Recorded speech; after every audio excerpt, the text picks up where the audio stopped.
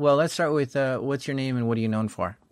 Okay, so my name is FC. My hacker alias is Freaky Clown. I'm known for being the co-founder and co-CEO of Sygenta, a cybersecurity company here in the UK. I've been in the industry for 20 mumble years, and I've done a lot of hacking, a lot of social engineering, physical assessments, that kind of thing. I was half expecting you to say, I'm known as the guy who breaks into banks. Yes, I do rob rather a lot of banks. Probably more than anyone in history, if I'm going to be honest, actually. Quite a lot. These are true stories from the dark side of the internet. I'm Jack Rhysider.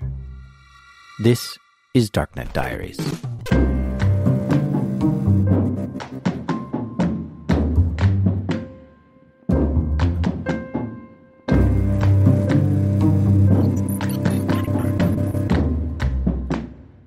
As you heard, today we're going to hear a story from FC. That's his name, FC. But over time, he's taken on the name Freaky Clown as well. Now, FC, or Freaky Clown, grew up in England. He sort of raised himself. His family just wasn't around. You could say it was dysfunctional. Grew up in an area which didn't even have a village name, right? It was in between two villages. It was 2 miles either way before you got to anywhere.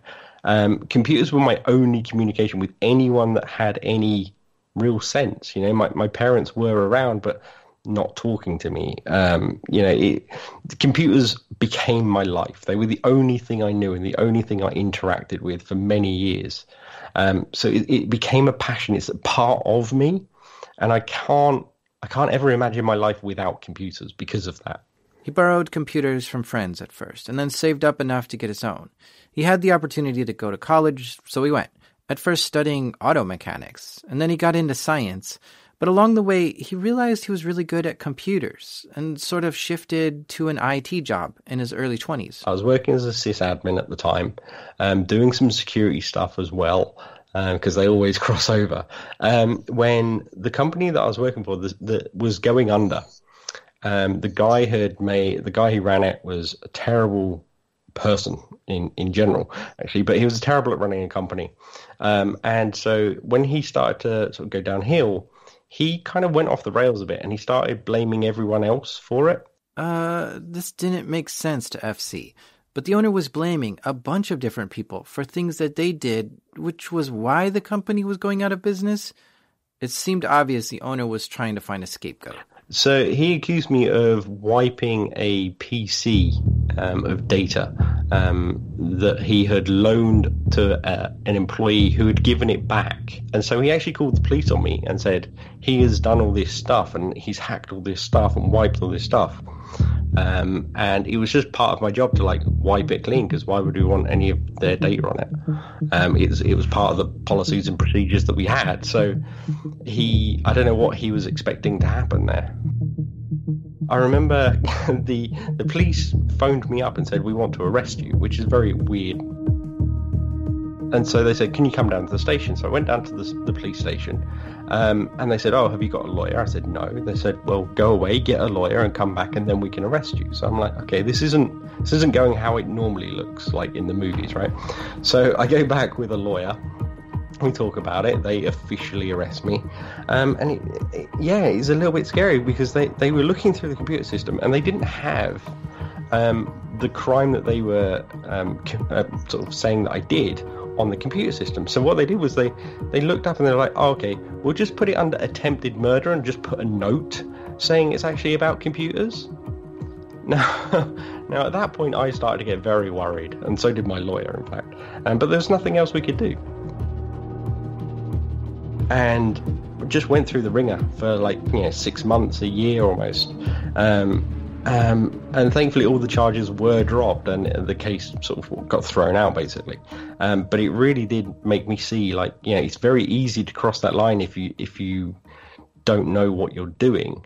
But because I had completely always stayed within the law, I had no problems there.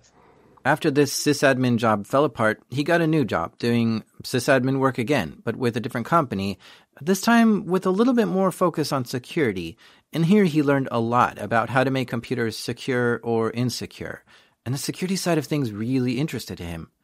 So he quit that job and became a full-on penetration tester for an information security company.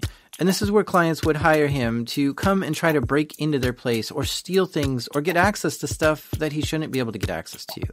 This typically involves a lot of social engineering, calling people on the phone and lying to them to get info, or posing as someone else to get access. One day he got assigned to do a physical penetration test on a bank. So my first engagement with the actual bank was absolutely terrifying. It was a massive building in London, and it's not a normal bank, right? It's not a normal high street bank. This is an international bank that does finance stuff with other international banks. All they do is shift vast amounts of money. This one in particular had a gold bullion vault. And the client came to us and said, look, can you break in and maybe steal a bar of gold? Well, that's an ambitious objective. To grab a gold bar from within this bank and to get it out? But by that point, Freaky Clown had already done many physical penetration tests, where he's paid to test the physical security of a building to see if he can break in and gain access to stuff he shouldn't be allowed to. So he's confident in himself and has a variety of tricks and skills he can use to bypass weak security. And now this bank has asked him to rob them. So I'm like, okay, that sounds interesting. Let's do it, right? First, he does some reconnaissance. He wants to go down to this bank to see what security is like. But instead of going down during the day, he waits until 2 o'clock in the morning to go down there. And the reason why he's going so late is because maybe he can tug on a few doors to see if any of them were left open. And there might be a back service door or a window left open or something. So he just goes down to take a look. So he drives to this bank, which is right in the middle of London. Walks up to the building. I'm wearing sort of dark clothes, and I'm mesmerized by this building, right? I'm just looking at it like, holy crap, this place looks like Fort Knox, but worse, right? So I'm like, oh my God, how am I going to break into this place? And I stood there just completely mesmerized for like ages. When I hear someone from behind me sort of like give a cough, like, like sort of, just interrupting me. And I'm still mesmerized with this building. So I'm like, what? And he's like, excuse me, mate, what are you doing? And I'm like, well, I'm trying to work out how to break into this bank. And then I turn around and see the two policemen that have just asked me this question. And it was like, oh, hang on, let me explain my job right now, because this is going to go really sideways. He had to spend the next hour explaining to the police what he does. And there were a few phone calls that were made to confirm his story too. But eventually, they let him on his way. Freaky Clown knew this night was ruined, so he left and came back the next day, this time in broad daylight. The night guards were on to him, so he had to try a new approach. This particular bank had just spent £1 million British upgrading the security on the front of this building. It was absolutely airtight in every way. He literally could not make any progress coming through the front. But this isn't a regular bank where customers are just walking in off the street. This is more of a business-to-business kind of bank, where there aren't any tellers at all, and nobody's in the lobby except for security guards. So if you go through the front door, there's no place to go if you don't have the right access. So the front was just not going to be the way in. But in the back was a service entrance that didn't get the same security upgrades. FC figured out a way around back. He got past some restricted areas and into the building. So I managed to get in through the back of this building. And I got onto this floor where the security vault was, where the gold bullion's stored. And I thought it'd be like super secure, right? You're expecting guards with guns or something. But I just walked up and the vault was like just open. They just leave it open during the day because they need to get in and out, right? So they only shut it up at night. So if you're in there during the day, you just walk in. And then I picked up a gold bar, and believe me, they are really heavy. They're nothing like you see in the movies. I wasn't going to carry two out, let's put it that way. He picks one gold bar up and puts it in his backpack. Some major progress here, but now he's got to get out of the building, because if he gets caught, security wins. But if he can get out with the gold bar in his backpack, he wins. Now, keep in mind, this is a place that customers don't get to walk around in, and there's this massive security at the front door. So if you're seen in the building, chances are people are going to think you're supposed to be there. I don't tend to get nervous around things like this, right? It always happens after the fact. So in the wash-up calls or in the wash-up meetings later, I'm just dripping with sweat and looking like a homeless person, right? But during the test, it's just I switch off and I do the job, right? So I get this gold bar and I'm like, cool, I've got the gold bar, and I put it in my backpack and I go down 2 flights of stairs and I'm going to the exit. And I'm at any moment I'm expecting someone to jump on me, but nobody is giving any glance at me. So I'm just walking out of the building. I hit the exit button, I go through the turnstile, and that's it. I'm out on the street. It was honestly that easy. It sounds incredible, but that's what it was. Wow, he did it. He robbed the bank. It's an odd thing. I just went around the corner. I called the client, said I've got all of the things that we needed to get done, and so let's meet up in the lobby and then we'll go through it all. So it's not like it was in my possession for a long time. It was like maybe 10-15 minutes at most. But the feeling I get when I achieve all of the goals that a client sets out is kind of like a bit of ambivalence, really. It's like, well, I knew that was going to happen because that's what we do, right? It's our job is to go in and get it. And the trouble with a lot of social engineering is you're almost always going to succeed, right? So I've been doing this for a long time. And apart from 2 issues with clients screwing up things, I've got a 100% record of doing this. And it's not because I'm like this super amazing social engineer. It's just that's the way it goes, right? You only have to slip in. You only have to get in once. It's really not that difficult to do if you've got the time and the patience to do it. We're going to take a short break, but stay with us because coming up, more bank robbery stories. Freaky Clown sort of loves these weird missions. And who wouldn't, right? This is exciting work. But there's one physical penetration test that he'll never forget. Yeah, so we had a hospital, actually, fairly new. They had just built a helipad at their hospital, and they wanted to know if it was secure, right? So they called us up and they said, can you steal a helicopter for us? And I'm like, I'll give it a shot. Why not? Whoa, a helicopter? This is going to be good. But it's not just about the helicopter. The helipad itself is what really should be secure. The hospital wanted to make sure that there was no access to this by anyone other than who was supposed to be using it. They don't want some drugged-up patient accidentally wandering onto the helipad and getting hurt, or some bad actor out there sabotaging it, or some hooligans doing something else. I go to this hospital, I spend a one night recon, freaking myself out in medicine places under the hospital. Like, we got into some tunnels and stuff. There are certain areas of a hospital, right, that when you do a hospital test, you're not allowed to go, right? You're not allowed to go into the children's wards. You're not allowed to go into the maternity wards. You're not allowed to go into surgery. But everywhere else is basically free sort of reign, right? But there are certain areas that are restricted to hospital staff. So what you have to do is look at the maps, and the great thing about most hospitals is they have massive public access areas, right? So you can just wander around and pretend you're a patient. And then there's loads of fire marshal maps around. So once you study those, you can kind of work out the areas that you're allowed to go in and the areas that you're not allowed to. And once you figure out the areas that you're not allowed into, it's very easy to sort of steal scrubs, for example.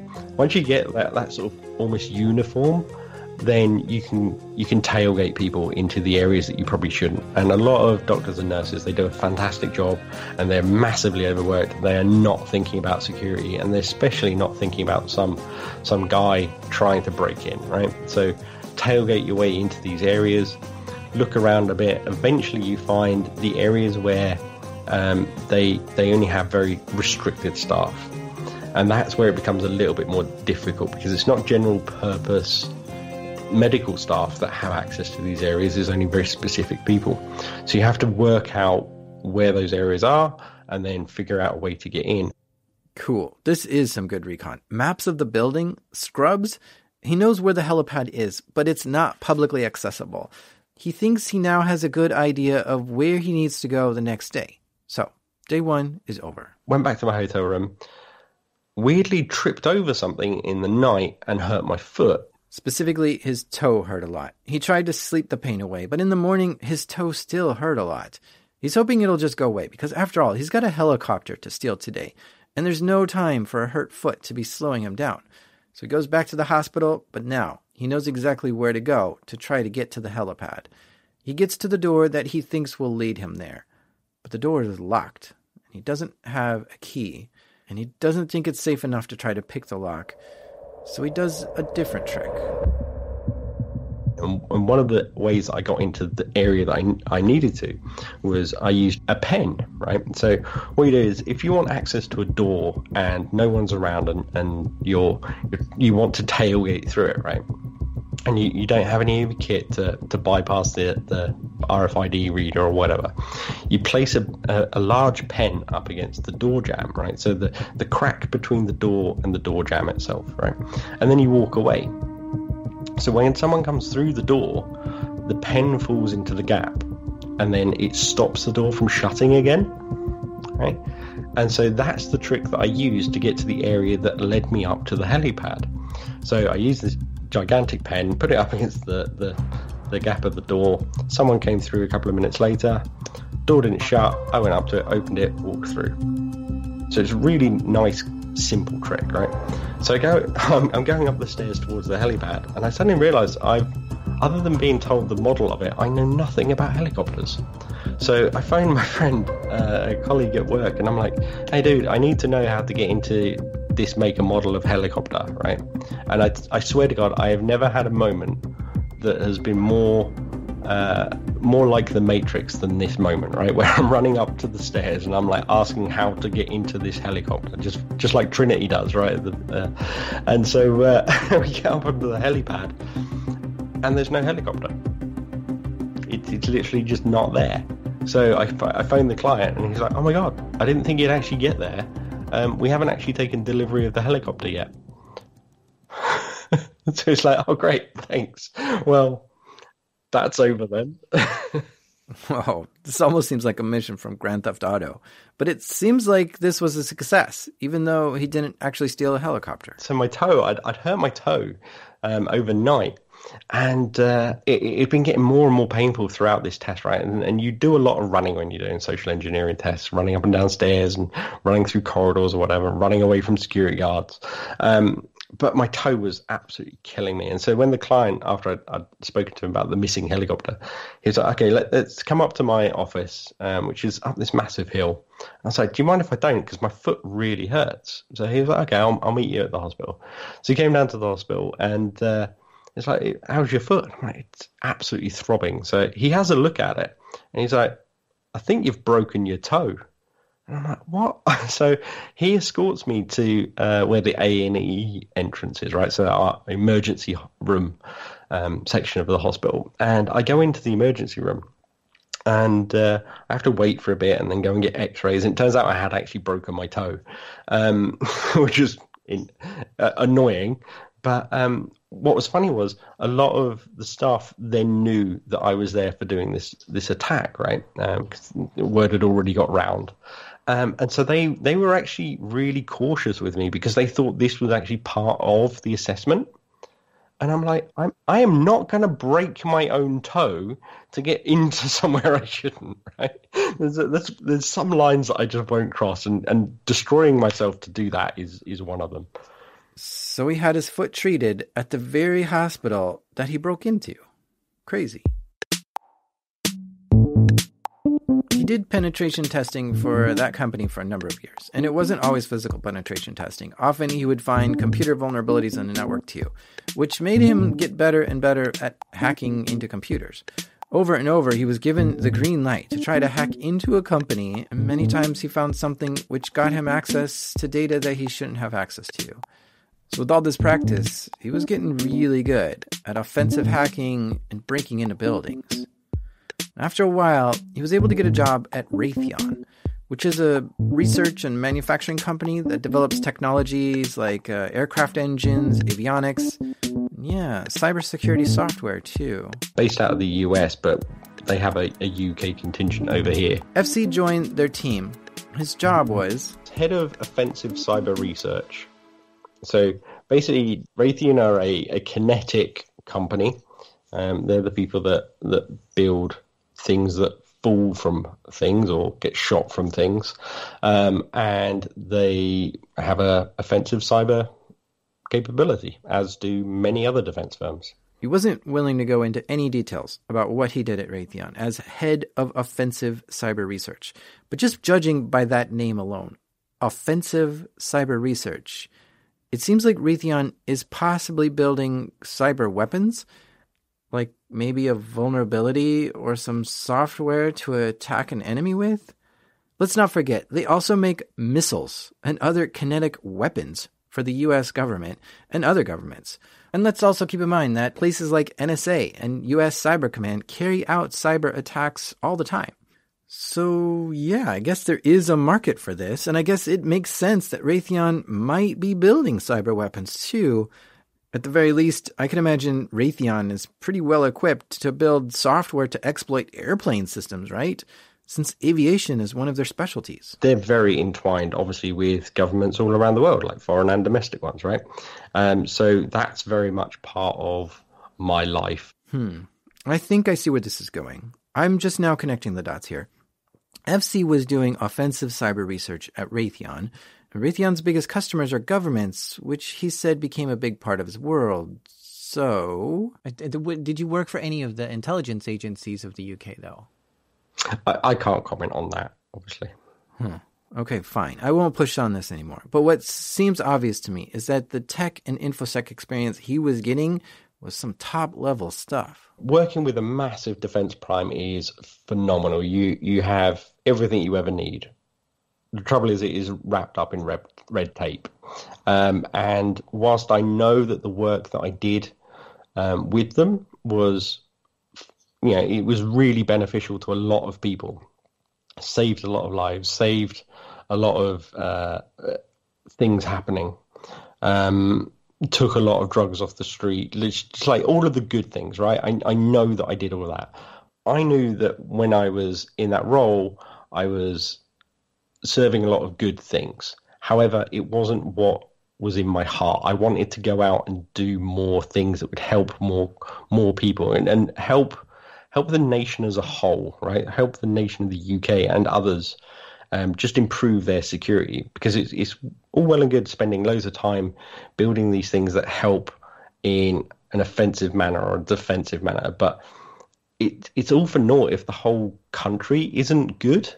So he quit his job at Raytheon. Him and his wife started a new company called Sygenta, which is a cybersecurity company. So we built this phenomenal company. It's global, and we do a ton of outreach, right? So this is the big thing for me, is it really reaches back into my childhood. I had no one there to guide me, no one to tell me what was a good thing to be doing, no one to sort of give me that moral compass. I had to find that myself.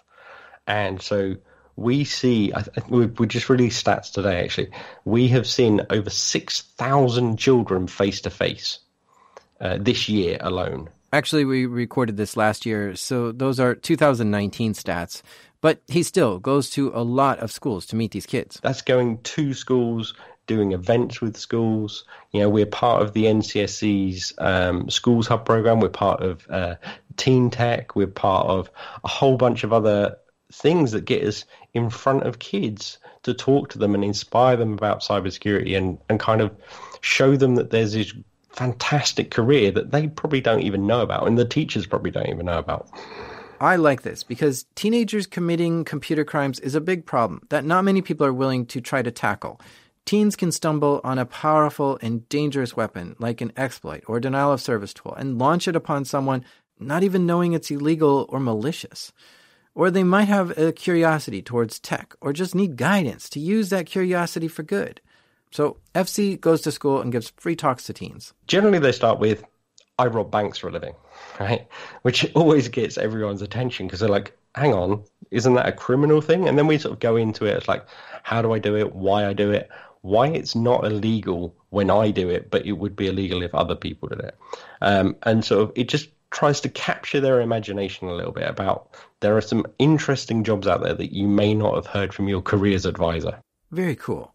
But some talks he gives students are really quite powerful and eye-opening to them. One of the things we do is we'll get people up to show them how spearfishing works, right? So this is all well and good. If I get on stage and I perform a spearfishing attack or any kind of hack, right? I've already introduced myself as a hacker, and I've been doing it for many years. I've got loads of skills. If I get up and do a thing, then everyone's like, well, yeah, he's a hacker. He's going to do that, right?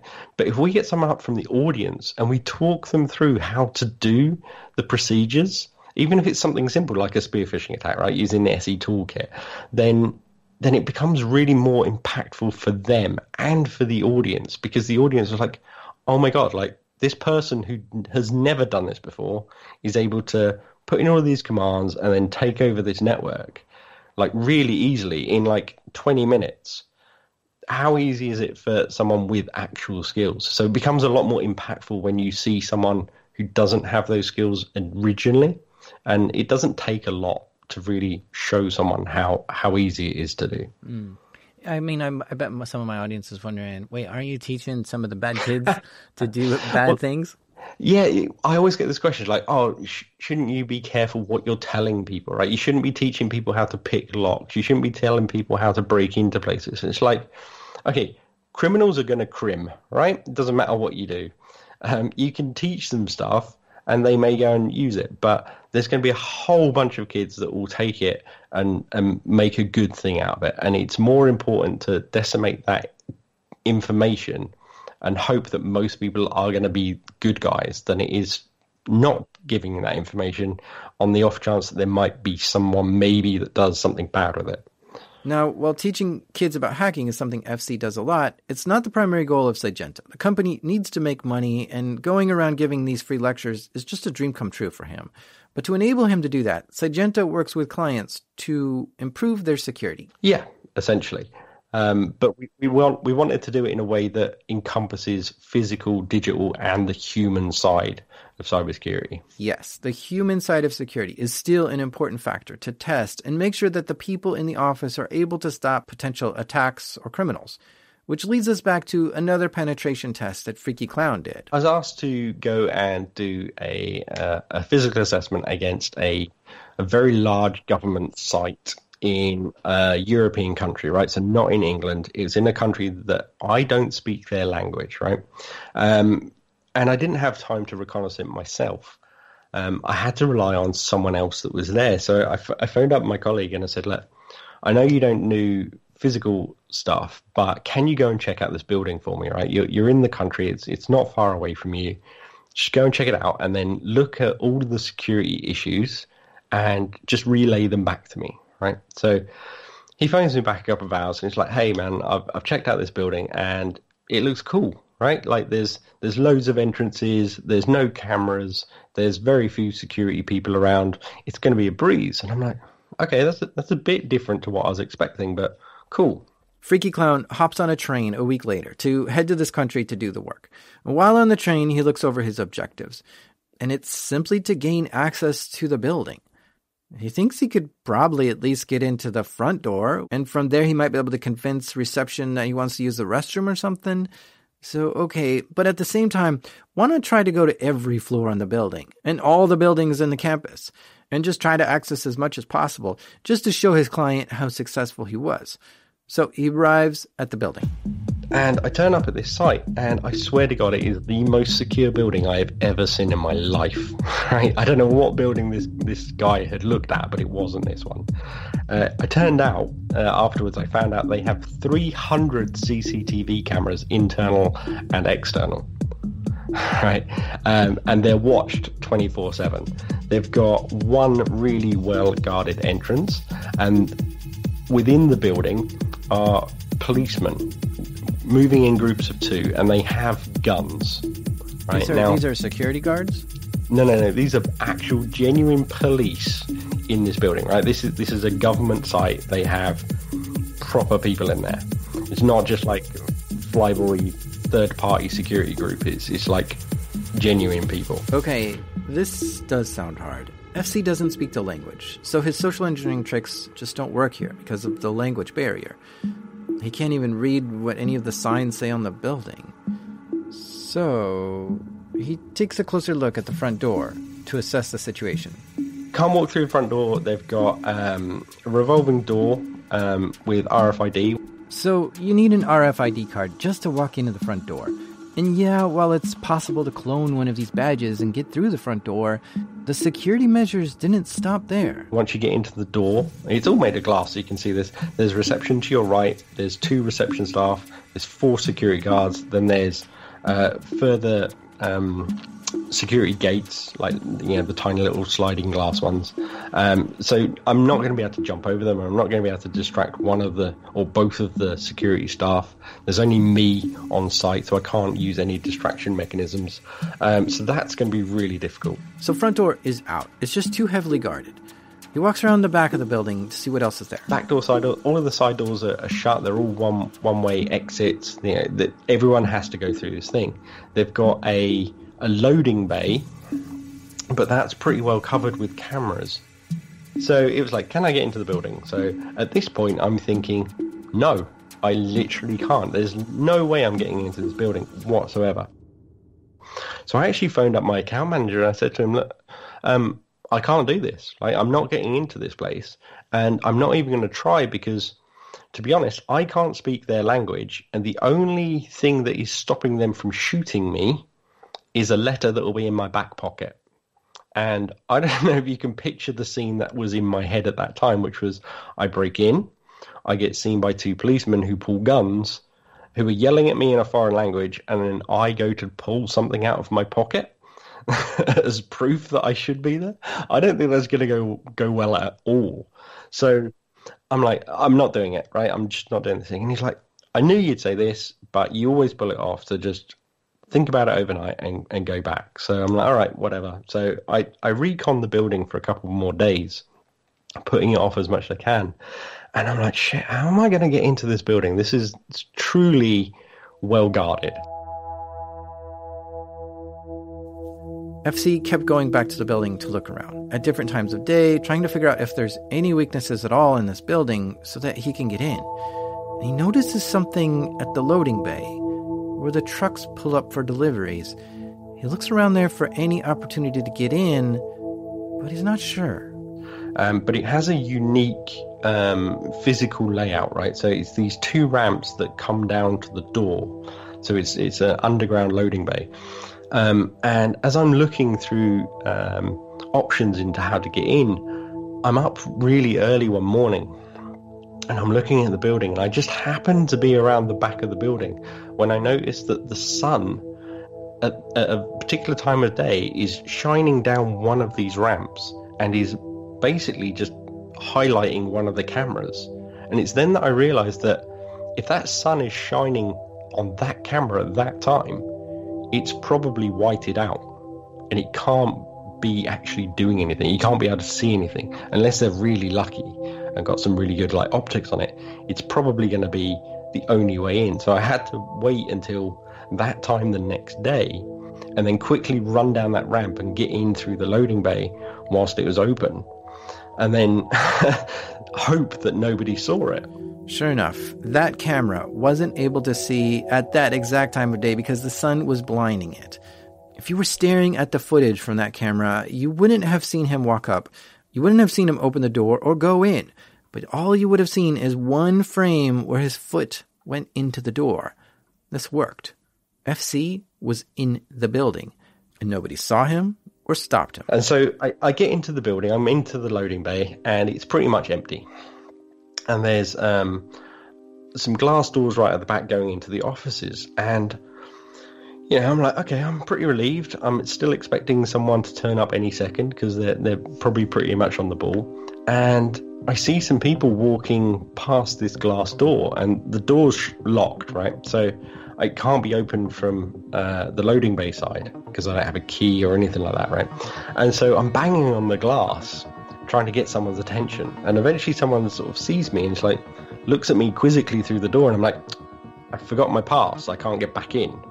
Hoping that they sort of understand English, and I'm gesticulating with my arms as much as I can. And eventually he just like opens the door for me. So I'm like, okay, cool. This is actually pretty cool. I walk into the main office area, and I walk about, 20, 30 feet to my left, and I take a right, and standing in front of me are two of these security guards, right? And all I can fixate on is their handguns, and they're looking at me, and then they sort of just say hello, and I just sort of nod at them and wave, thinking this is never going to work, like this is going to last like 2 seconds and I'm arrested. And they just nodded at me and walked off, and I was like, oh my god, like, have I just got away with that? Is that how easy this is going to be today? And so I wait until they're out of sight, and I just run off, like just peg it down this corridor, up some stairs, until I can find like a toilet to sort of sit in for a bit and just gather myself and be like, oh my god, how the hell did I get away with this? This has like been fluke after fluke. That was one of the scariest moments, I think, for me. Well, he's in the building. This was his mission. But of course he wants to see what other things he can access. So after he calms down in the bathroom for a minute, he comes out and carries on, walking down the halls, looking for any interesting rooms to pop into. This government building had a really nice sort of auditorium for hosting other governments, and they had a lot of translation booths, etc. So I managed to get into one of the sort of translation booth parts, right? So like where the interpreters sit. Whenever you look at a movie and they're like got the people with the earpieces talking, translating stuff, that's where I was stood in one of these things.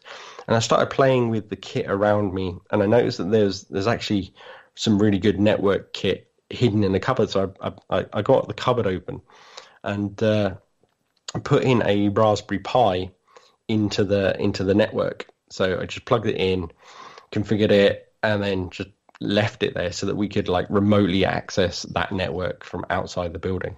Raspberry Pi is just a mini computer. It's about the size of a deck of cards. It's easy to hide, and it's perfect for hackers like him. His had a cellular connection on it, so he could access it from home or anywhere in the world. And then once he accesses this Raspberry Pi, he's on the network inside this building.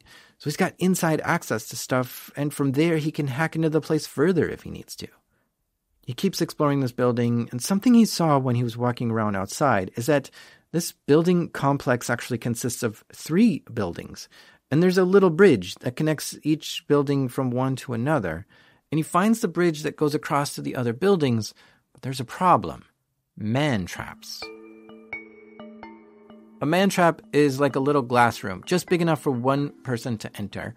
The goal is to remove the option for people to tailgate through the door with you. One person enters, the door closes behind them, trapping them in there, and they have to show their ID.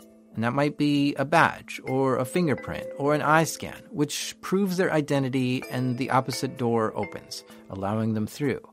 Many also check the weight to make sure you aren't carrying anything big through, or that 2 people aren't coming through together. Now, I probably would have looked at this and said, forget it, it's impossible to get through that, and go somewhere else. But FC thinks of this differently. Yeah, but this is the point, right? So my job is not to get in and do the thing, right? Like whatever the goal is, whatever the client wants me to do, that's not really my job. My job is to push the boundaries until I get caught. So he's determined to get across this bridge into that other building. But in order to do that, he would first have to go through one man trap just to get onto the bridge. And then once he's across the bridge, he has to go through another man trap to get into the next building. And so I had to basically tailgate through those. And that becomes a little bit more awkward. Because if you're in a man trap, you generally don't have a lot of room. So I waited until I found someone that kind of looked a bit nervous anyway, right? You know, sort of the milquetoast type person where they're just not very confident, and you know that they're not going to answer you back or anything like that if you get argumentative with them. So I saw this one guy. He must have been mid-20s, something like that, quite young, looked nervous as hell, maybe his first week or whatever. And he goes into the man trap, and I literally just run straight into him. Slam straight into him, and we're like, oh my god, sorry mate, I didn't see you there, I was trying to get through the man trap door. So we're now face to face, like almost cheek to cheek in this little man trap as it's like revolving round. And we're like, sorry, that was really awkward. And sort of he doesn't know what to do with himself, and I'm just trying to make it more and more awkward by getting closer and closer. I didn't need to, you know, there was plenty of room for two people in there, but the more awkward you make it, the more likely they are not to confront you about it. So we get out of that one man trap and we go to the next one, and obviously it's not expecting two people, so I have to cram in with him again.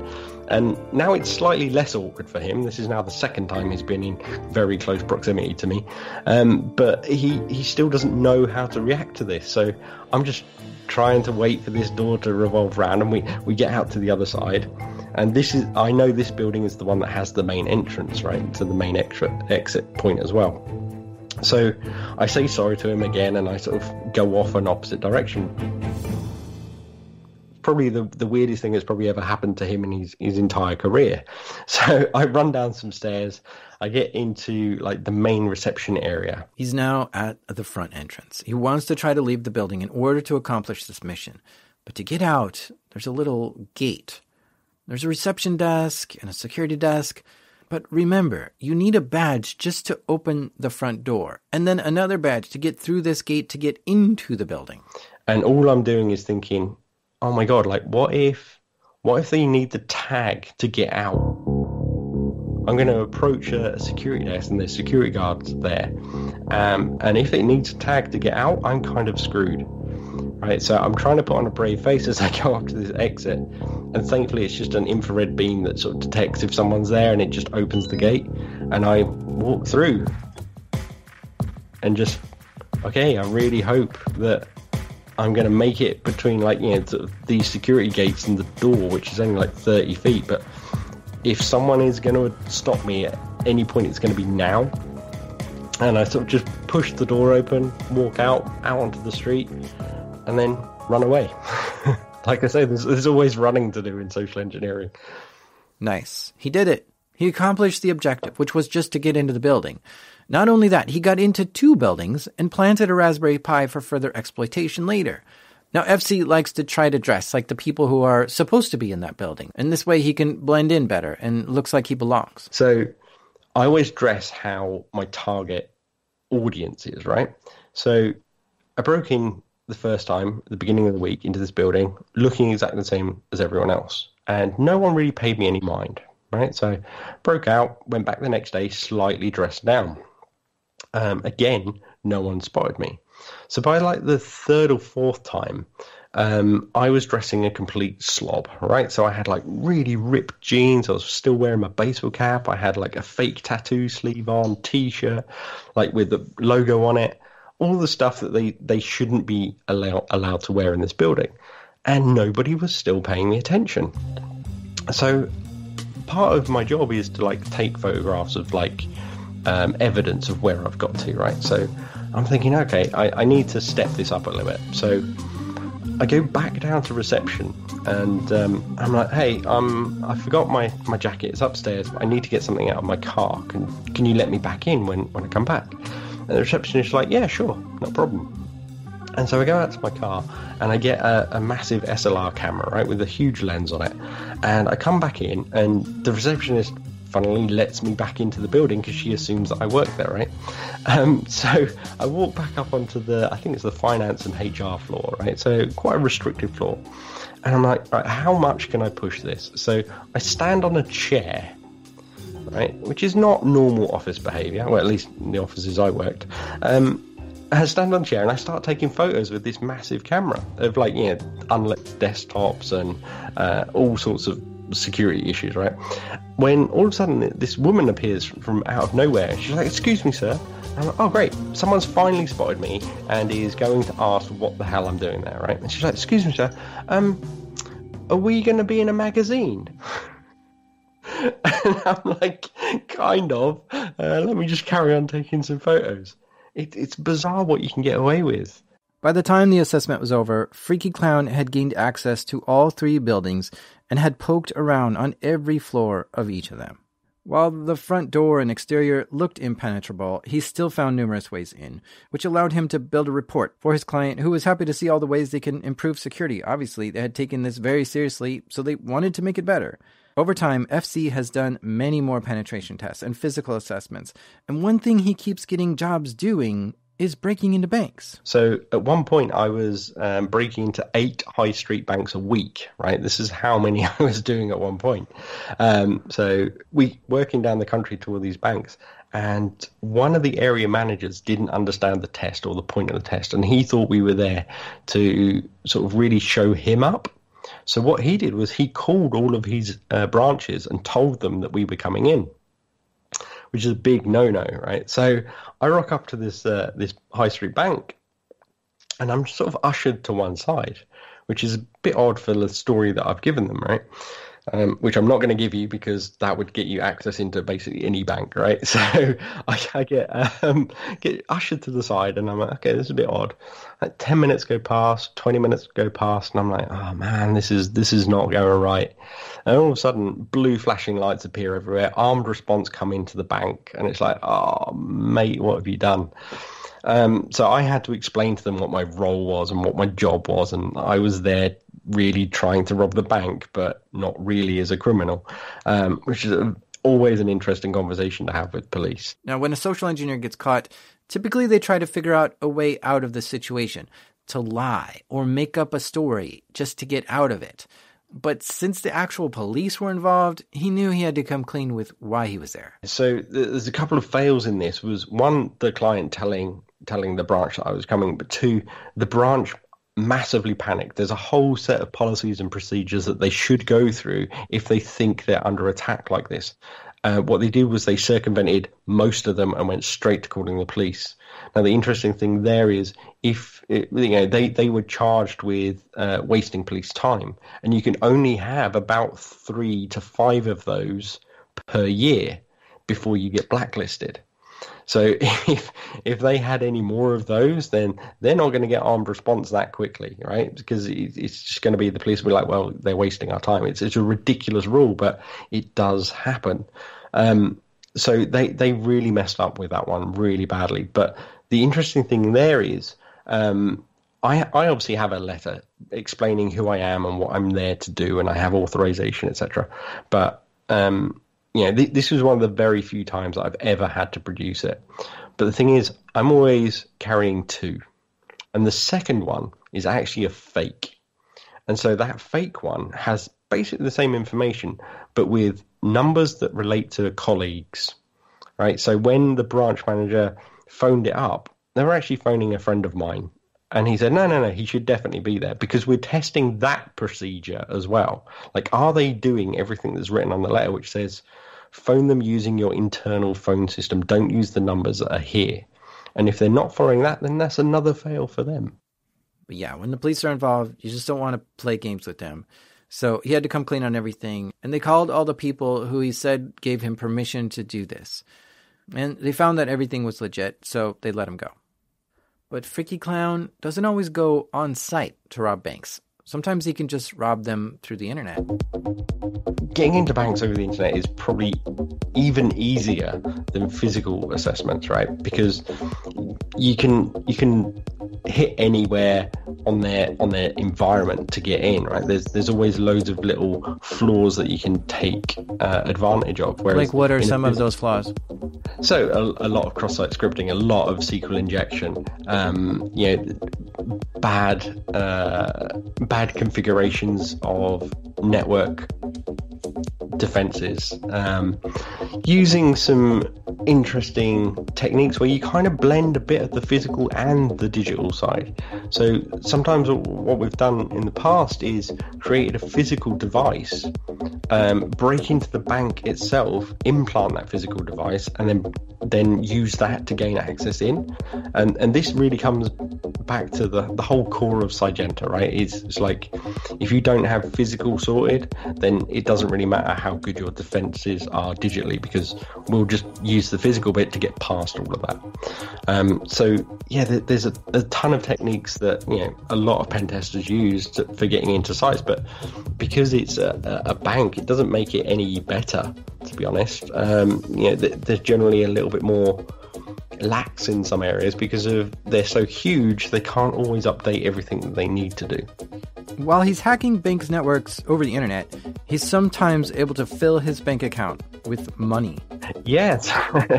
So one of the pictures I love to show to kids when we're doing a lot of outreach, and I'm talking about how we rob banks and how we sort of do all these fancy things, is I showed them a picture I took some years ago of an ATM of my accounts after doing one of these assessments, and what it does is it shows a picture of about 5 or 6 different accounts, and in each one is more than £1 million that we've taken out. Obviously, we have to give the money back. That's part of the ethics of it. But it shows that once you're into those systems, you can very easily transfer out money to wherever you need to. And a lot of the defenses that banks use it's very complicated because they have people that know how to transfer money, right? Like bulk money. And they have people that know the computer systems. But they have this weird separation where they go, okay, the people that know how to transfer the money don't understand the technicalities that they need to circumvent. And the people that know how to circumvent the technicalities don't know how the money sending process works. So we're kind of okay with that. But when you get an ethical hacker that comes in that knows a bit of both, then that's when all sorts of trouble can happen.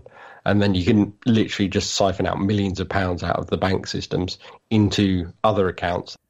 After hearing this, I think most companies aren't ready for a skilled social engineer to break into the building to try to steal real assets like this.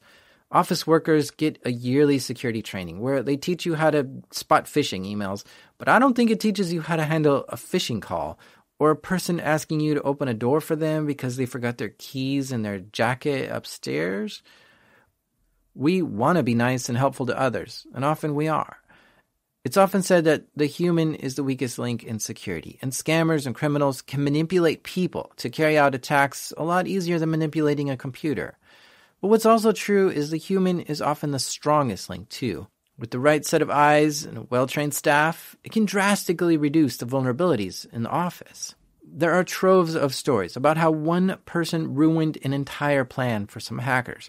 Like, for instance, when a hacking group broke into a bank and attempted to transfer money to their accounts, it was a human who saw that transfer was a little odd and decided to flag it to be followed up on. And sure enough, it was not an authorized transfer, and this one person stopped this cyber attack, which took months of planning and preparations. So I think if you want to have a secure environment, it really needs to be the job of everyone in the office to help keep things secure, starting with the CEO or president and working its way all the way down to the nightly cleaning crew. With proper training and education, the human can be the strongest defense to cyber threats. And in fact, a lot of times, it's our only hope.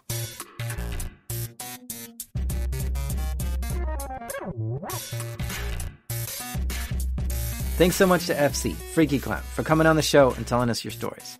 This show is made by me, the Hash Smasher, Jack Reciter. Sound design was done by the Curator, Andrew Merriweather. Editing help this episode by the Devilish Damien. And our theme music is by the Space Senpai, Breakmaster Cylinder. And even though somewhere in the world a company was just breached and the CISO said, "How is that possible? We're PCI compliant," this is Darknet Diaries.